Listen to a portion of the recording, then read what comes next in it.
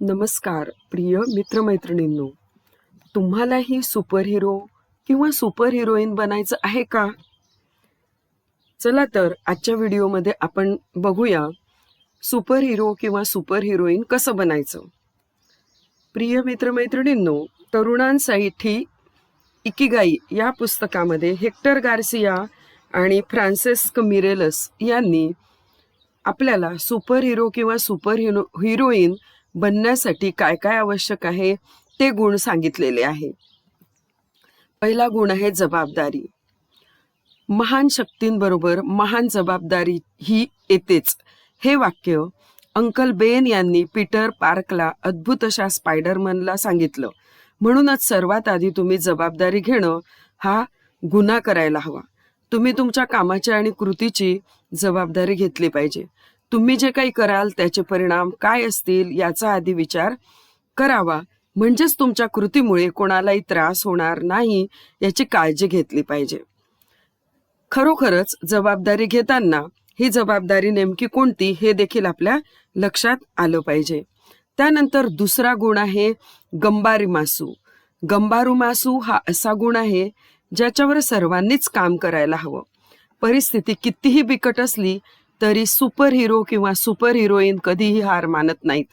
त्यामुळे तो किंवा ती कित्येक अशक्य गोष्टीही साध्य करून दाखविते किंवा दाखवितो.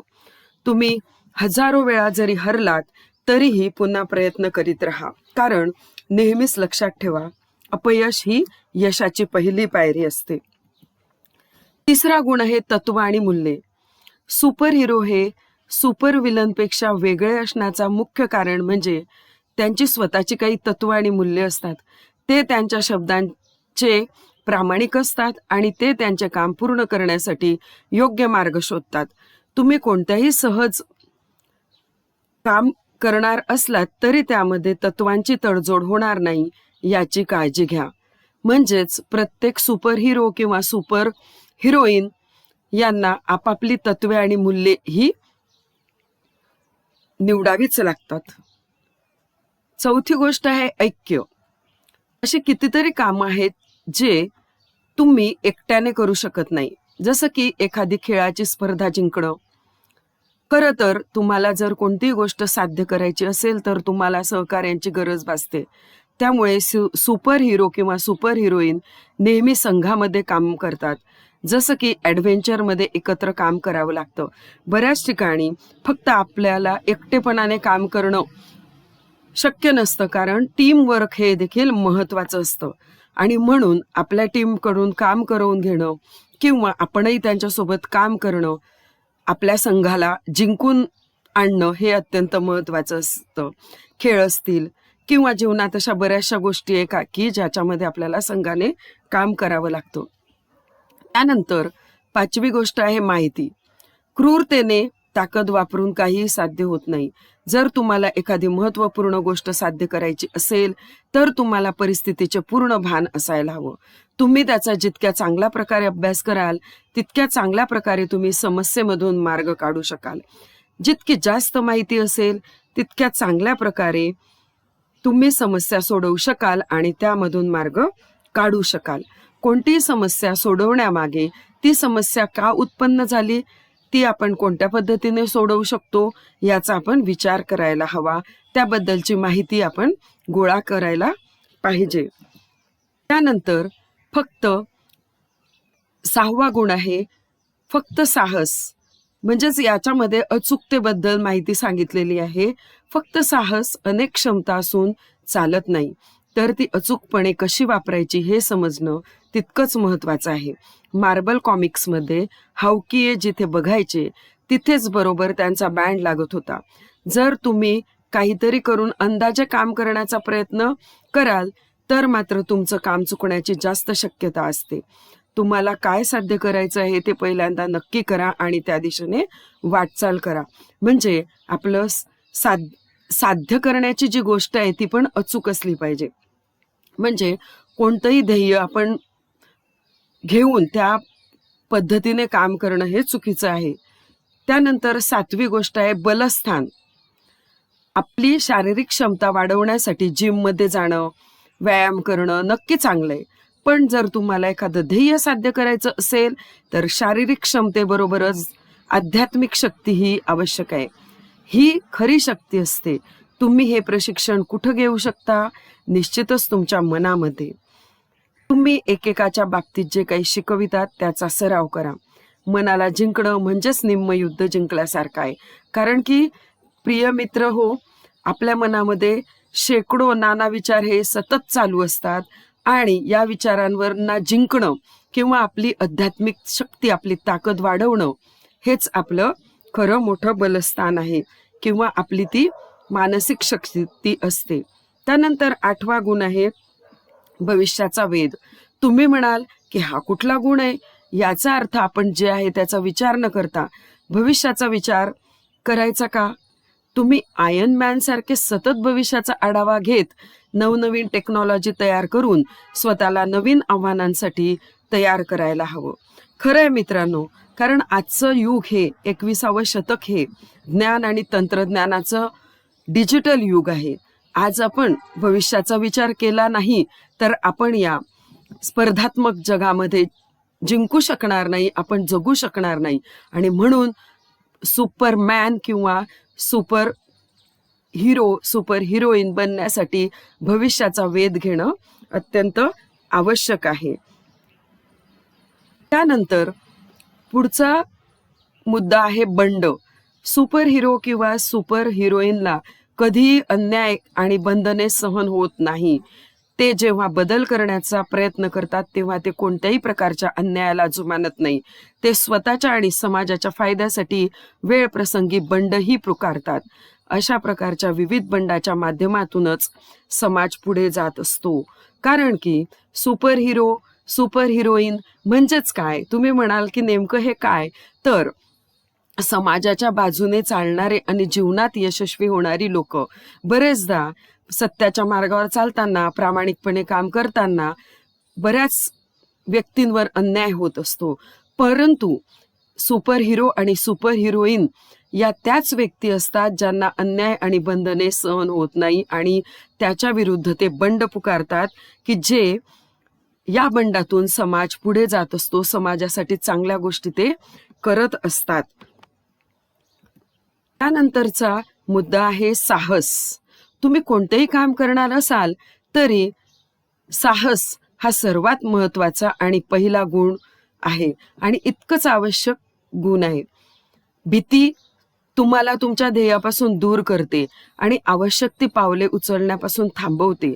त्याच वेळी आज तुम्हाला कृती करण्यासाठी प्रवृत्त करून अपेक्षित पावले उचलायला प्रेरणा देते. ते म्हणजे साहस होय, ज्यामुळे तुम्ही सुपर हिरो किंवा सुपर हिरोईन बनू शकता. प्रिय मित्र मैत्रिणींनो, खरोखरच आजच्या 21व्या शतकामध्ये जगायचं असेल आणि स्पर्धेत टिकायचं असेल, इतकंच नव्हे तर आपण कोणताही जॉब करत असू किंवा स्वतंत्र व्यवसाय करत असू, त्यामध्ये देखील टिकायचं असेल तर आपल्यामध्ये साहस असणं हे अत्यंत आवश्यक आहे. बरेचदा आपल्या सभोवताली अशी परिस्थिती निर्माण होत असते की आपण बरेचदा खचून जात असतो. कारण की आपण कितीही चांगलं असलो तरी आजूबाजूचे लोक आपल्याला ते भाग पाडतात किंवा आपल्या कामावर टीका करत असतात किंवा आपल्या कामाचं तर कधीही कोणी कौतुक करणं तर सोडूनच द्या.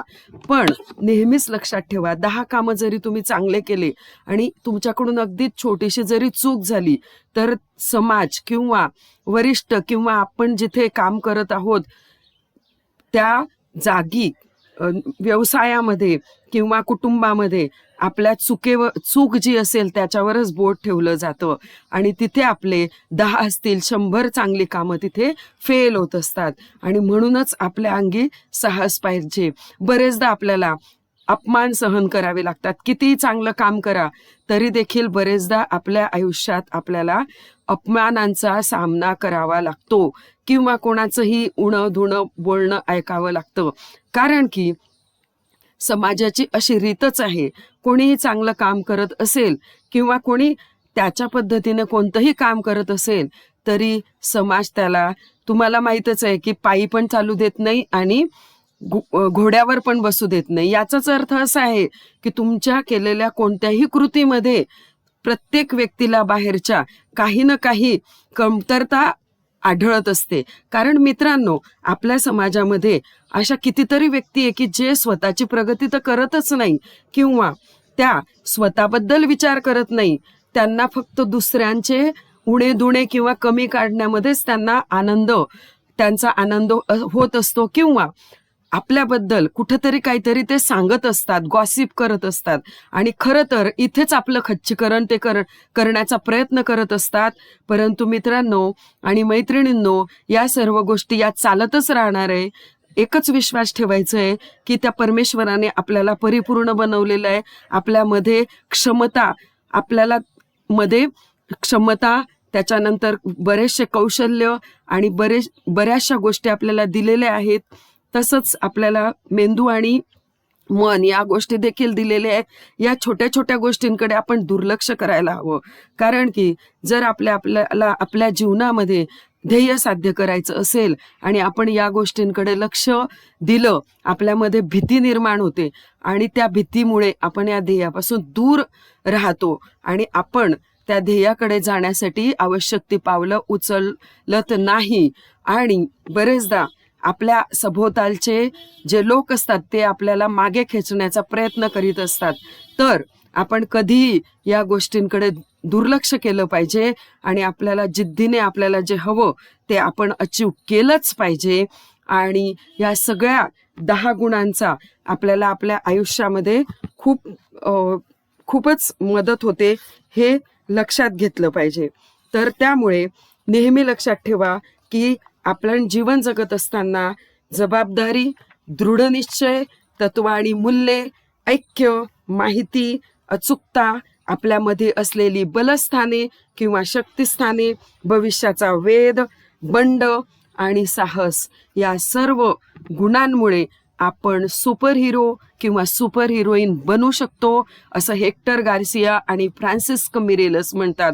आणि खरोखरच हे आपण जर कृतीत आणलं तर नक्कीच आपण आपल्या जीवनामध्ये यशस्वी होऊ शकतो.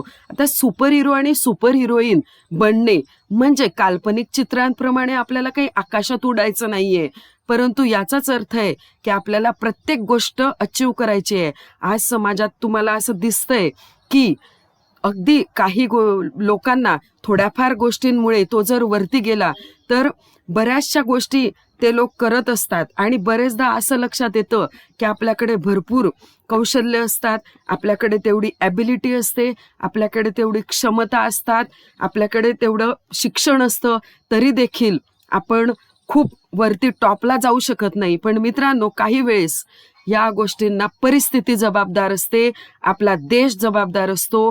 कारण ज्या देशामध्ये राहतो त्या देशामध्ये दुर्दैव आपलं की सांगायला खूप दुःख होतंय की आज आपल्या देशामध्ये सुशिक्षित लोकांना नोकऱ्या मिळत नाही, नोकऱ्यांसाठी पैसे भरावे लागतात आणि इथेच युवकांचं खच्चीकरण झालेलं आपल्याला दिसून येतं.